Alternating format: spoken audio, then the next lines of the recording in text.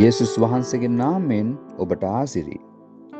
යේසුස් වහන්සේගේ මරණය හා නැවත නැගිටීම ඇදහිලිවන්තයන්ට මරණින් ජය ලබා දෙයි.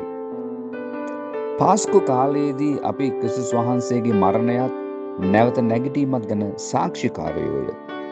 උන්වහන්සේගේ නැවත නැගිටීමෙන් තහවුරු වන්නේ මරණය පෘථිවියේ සෑම දෙයකටම අවසානය නොවන බවයි. මරණින් පසු නැවත නැගිටීමක් ඇත. 1 කොරින්ති 15 12 පදයේ සිට 19 වෙනි පද දක්වා. යේසුස් වහන්සේගේ නැවත නැගිටීම ඇදහිලිවන්තයන්ට මලවුන්ගේ නැවත නැගිටීමක් ඇති බවට සහතිකයක් ලබා දෙන අතර කිතුණු ඇදහිල්ල සහ දේශනා කිරීම නිෂ්ඵල නොවේ. යේසුස් වහන්සේ මලවුන්ගේ නැගිටි කුළුඳුලා නොවේ. දිරණ සුළු වූ මෙය නොදිරණ බවට පැමිණෙන්නට ඕනෑය. මරණීය වූ මේක අමරණීය භාවයට පැමිණි කලෙහි මරණය ජයෙන් ගිලිනා ලද්දේයයි ලියා තිබෙන වචනය සම්පූර්ණ වේ.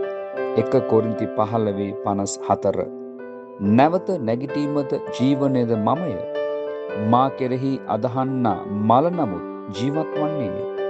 ජීවත්ව සිටින කවුරු නමුත් මා කෙරෙහි අදහන්නේද ඔහු කිසි කලකත් නොනසින්නේය. යොහාන් 11:25. මොහොතක් සිතන්න. දෙවියන් වහන්සේ ඔබට ආශිර්වාද කරන සේක්වා. ආමෙන්.